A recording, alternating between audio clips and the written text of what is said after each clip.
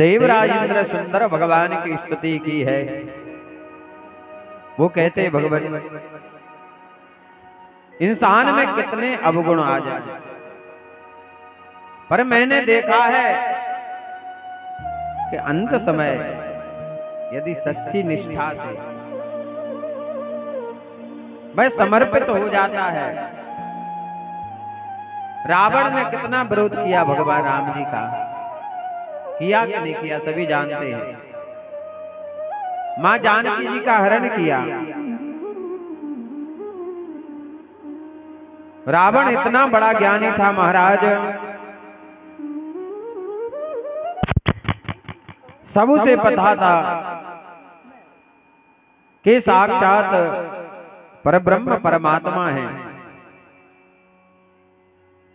जब भगवान ने खरदूषण को मारा, खरदूषण मोहि समो बलवंता, तिन्हि को मारे बिनु भगवंता, सुर रंजन भंजन मही भारा, जो भगवत लीन अवतारा। ये कौन कह रहा है? रावण। तो मैं जाए बैरो हटि कराऊं, मैं जाकर के क्या करूंगा? बैर। तो मैं जाए बैर हट कराऊं, प्रभु सर पान तजे भवतरम। मैं बैर करूंगा। तामस तन कटु साधन, जिसका तामसी शरीर होता है, गुस्से वाला शरीर होता है महाराज, उससे भजन नहीं होता है। तो रावण कहता है कि मेरा जन्म ऐसी जगह हुआ है कि जहां भगवान का नाम कोई ले नहीं पाता। इस शरीर ने कभी भगवान का नाम लिया ही नहीं है। बचपन से मुझे वो संस्कार ही नहीं मिले हैं कि मैं भगवान का नाम लूं, पर मैं बैर कर सकता हूं भगवान से। बोले मैं बैर करूंगा तो भगवान मुझ पर नाराज हो जाएंगे और भगवान के बाण के द्वारा मेरी मृत्यु होगी, तो मैं सीधे भगवान के नाम जाऊंगा। पूतना भी भगवान को मारने के लिए आई, पर हमारे ठाकुर जी के स्वभाव को कोई समझ ही नहीं सकता महाराज। पूतना को गति दी। कौन सी गति? जो देवी की यशोदा को मिलनी थी। अहो बकीयम स्तन कालकूटम जिघांसया पायदप्य साध्वी, लेवे गतिम धातृचितां ततोन्यम कंबा दयालु शरणम शरणम ब्रजे महा। इसलिए भगवान का नाम है दयालु, स्वभाव है भगवान का। भगवान जनकपुर जा रहे थे धनुष यज्ञ में, गौतम ऋषि का आश्रम पड़ा, देखने लगे पत्थर को। भगवान को जब पत्थर की तरफ भगवान ने देखा तो भगवान की आंखों से आंसू गिरने लगे। भगवान का चरण आगे नहीं बढ़ रहा था, बार बार उस पत्थर की तरफ देख रहे थे, जैसे ठहर गए हो। विश्वामित्र ने कहा राघव आगे चलो, धनुष यज्ञ में चलना है। कहा गुरुदेव मेरे तो पांव आगे बढ़ ही नहीं रहे। वो बार बार मैं इस आश्रम को देख रहा हूं जहां एक पक्षी नहीं है, चींटी नहीं है, एक भी वृक्ष हरा भरा नहीं है, पर बार बार मेरा मन इधर देखने के लिए कह रहा है। विश्वामित्र बोले राघव इस तरफ कोई नहीं देखता है, इस आश्रम की तरफ कोई नहीं देखता है। भगवान ने कहा गुरुदेव यही तो मेरा स्वभाव है कि जिस तरफ कोई नहीं देखता उस तरफ मैं देखता हूँ, इसलिए मेरा नाम है रघुपति राघव राजा राम पतित पावन सीताराम। भगवान कौन है? जो सबको एक समान देखे, वो भगवान है। जिसके मन में कोई भेदभाव ना हो, वो है भगवान। इंसान वो भगवान है जो सबको एक समान देखे, चाहे श्वान हो, चाहे गाय हो, चाहे पक्षी हो, चाहे चींटी हो, चाहे इंसान हो, चाहे किसी जाति का हो, चाहे वृक्ष हो, और दुख होने लगे उसे भगवान के समान है स्वरूप। देवराज इंद्र कहते हैं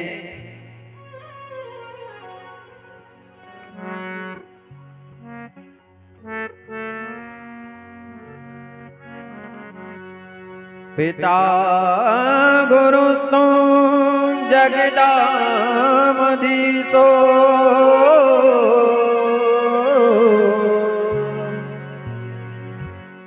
दुरत्या काल उपाद दंडा। देवराज इंद्र ने कहा भगवान आप जगत के पिता हैं, जगतामधीशो, आप गुरु हैं जगत के और आप स्वामी है संसार के भगवान।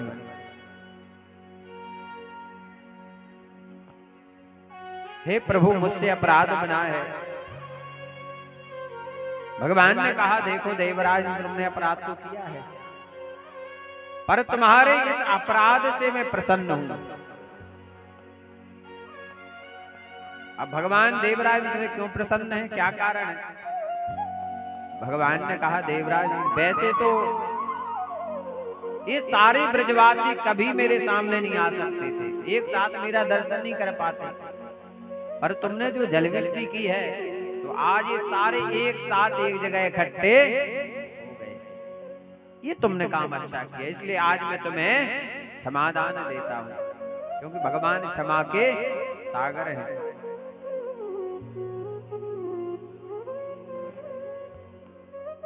अब देवराज इंद्र ने कहा मैं अपने पाप का प्रायश्चित कैसे करूं?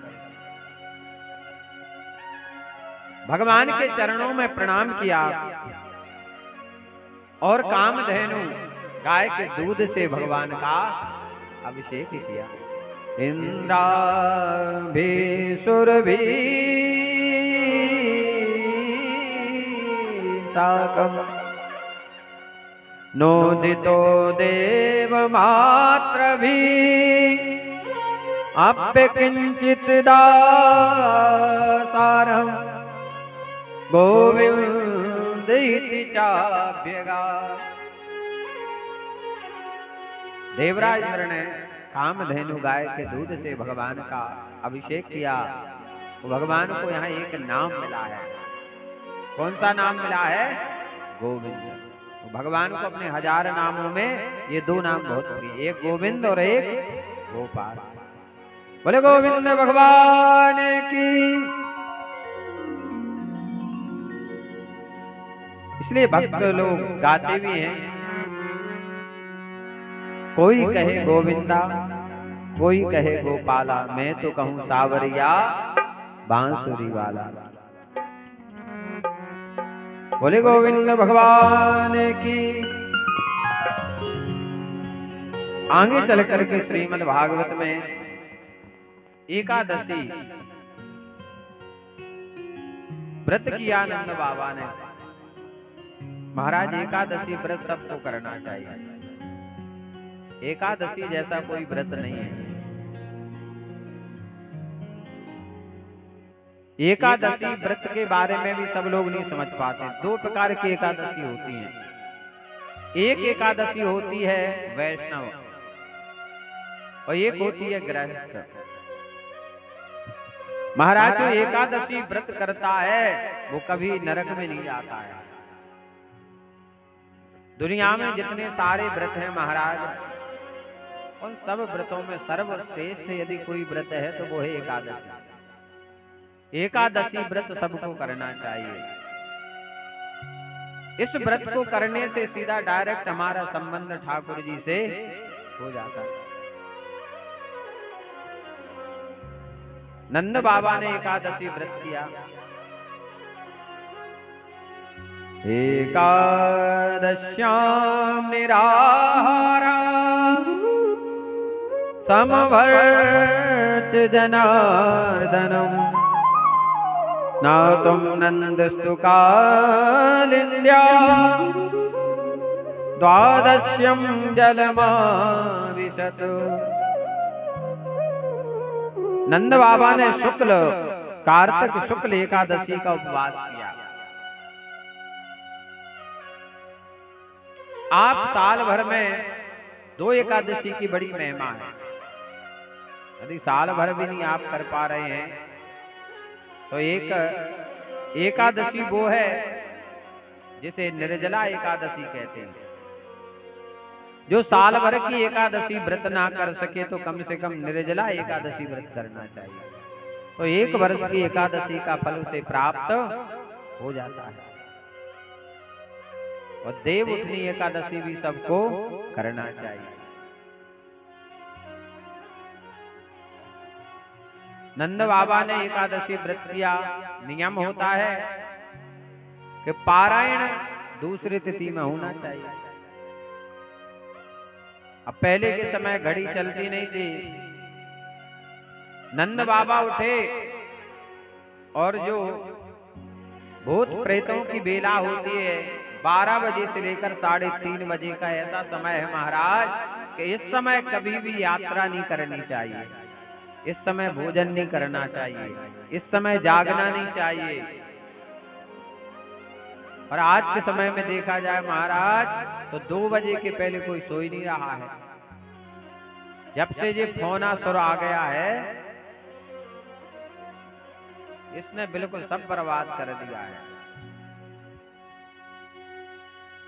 मोबाइल चला रहे महाराज रात्रि के 2-2 बजे तक, समय बर्बाद, शरीर खराब, मन खराब, सब दूषित कर रहा है मोबाइल। यदि हम भी मोबाइल देखो चला जरूर रहे हैं, लेकिन इस मोबाइल को चलाने का मतलब क्या है? लोगों तक कथा हमारी पहुंचे। कई लोग कहते गुरुजी अब आपकी हर कथा में तो हम पहुंच नहीं पाते, लेकिन YouTube के माध्यम से आपकी कथा सुन लेते हैं, तो छोटे छोटे रूप में हम बना करके YouTube चैनल पर डाल देते हैं कि भैया सुन लो इस कथा को। छोटा सा हमने भी प्रयास किया आज के समय को देखते हुए सोशल मीडिया पर। हमारा जो चैनल है YouTube पर पूजनीय सत्येंद्र महाराज, यह हमारा मोबाइल नंबर लिखने से भी आ जाता है। जैसे YouTube पर आप बोलोगे पूजनीय सत्येंद्र महाराज तो आ जाएगा। यहाँ की जितनी कथाएं हैं सब आपको YouTube पर मिल जाएंगी। बोले गोविंद भगवान की। तो वरुण के दूत घूम रहे थे, पकड़कर नंद बाबा को ले गए।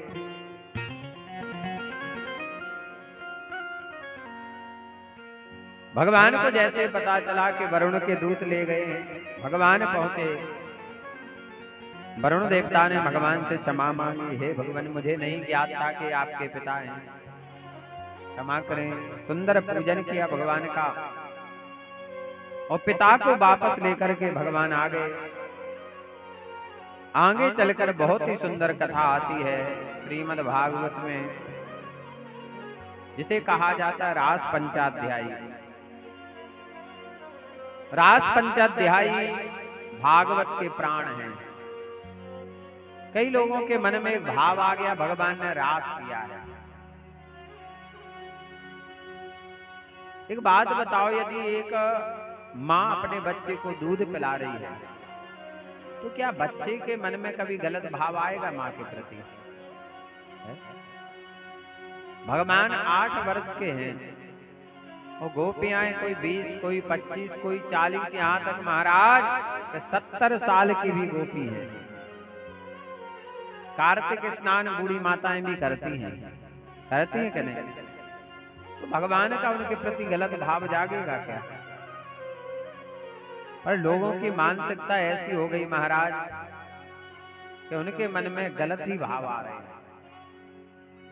और कुछ नाच गान करने वाले, फिल्मी गाना बनाने वाले ऐसे अभद्र गाना अब बनाने लगे हैं जो भगवान ने हकीकत में किया ही नहीं है, वो दिखाया जा रहा है लोगों को।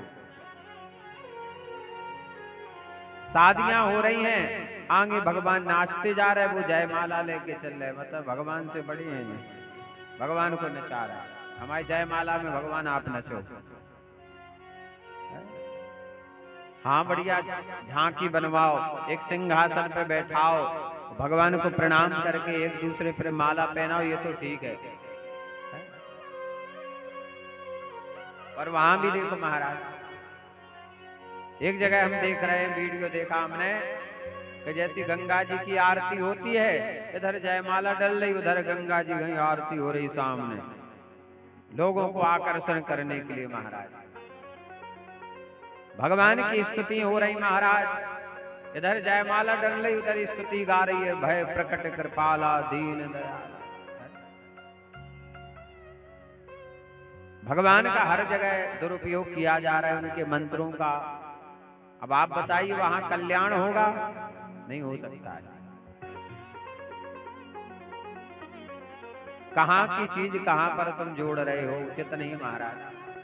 बोले गोविंद भगवान की।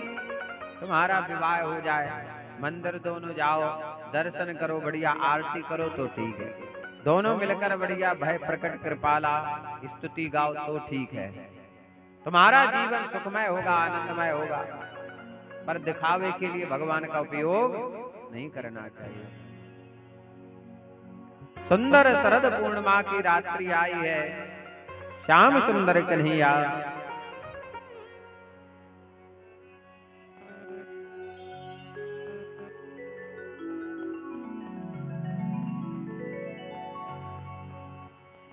पहली भगवान पिता रात्रि शरदो फुल मल्लिका विचरन तुम मन सक्रे योग मायमुपाश्रिता।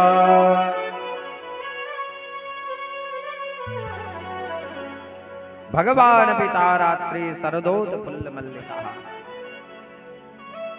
शरद पूर्णिमा की जो रात्रि होती महाराज, इसकी बड़ी महिमा है। इस बार ऐसा संयोग बना था कि ग्रहण था उस समय, इसलिए इस बार वो व्यवस्था लोग नहीं कर पाए। शास्त्रों में लिखा हुआ है कि शरद पूर्णिमा की रात्रि में चंद्रमा से अमृत की वर्षा होती है। जिसे श्वास की बीमारी हो, सर्दी जुकाम होता रहता हो, स्नोपीरिया हो, रात्रि में खीर बना करके आप छत पर रखें और चंद्रमा का प्रतिबिंब पूर्ण थाली पर पड़ना चाहिए। 3:30 बजे सुबह उठ करके ब्रह्म मुहूर्त में कुल्ला करके और खीर को आप पा जाओ, भली सो जाओ। हर आज वो बीमारी आपकी दूर होगी। शरद पूर्णिमा पर आप देखना चित्रकूट में कितनी भीड़ जाती है, खीर बनाकर लोग खाते हैं। कई लोगों को फायदा हुआ है महाराज। शरद ऋतु थी महाराज, बेला चमेली आदि सुगंध पुष्प खिलकर महक महक रहे थे, सुगंध बिखेर रहे थे। भगवान ने चीरहरण के समय गोपियों को जिन रात्रियों का संकेत किया था, वे सब की सब पुंजीभूत होकर के एक ही रात्रि में रूप में उल्लासित हो रही थी। भगवान ने अपने हाथों में बंसी ली और रात्रि के 12 बजे श्याम सुंदर कन्हैया वेणु वादन करते हैं। निशम गीतों तदनंग वर्धनो ब्रजास्त्रयाग्रे निगृहीत मानसा अजगमुरण्यो मलीक्षितोद्यमा सयत्र कांतो जबलोलकुंडला।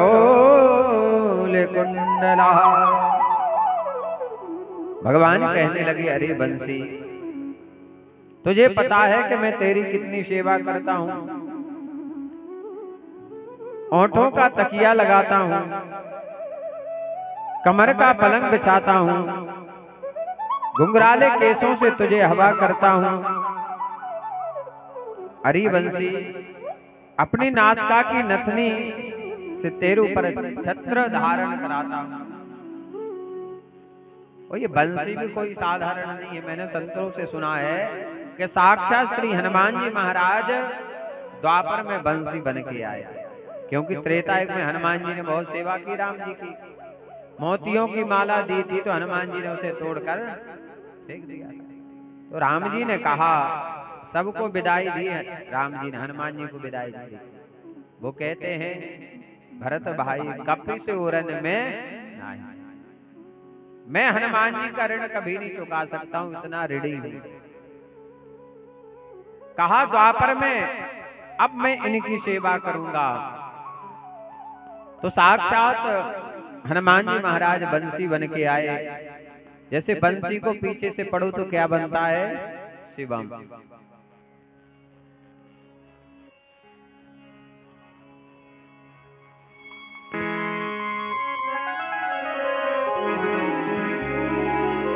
बाजे रे मुरलिया बाजे, बाजे रे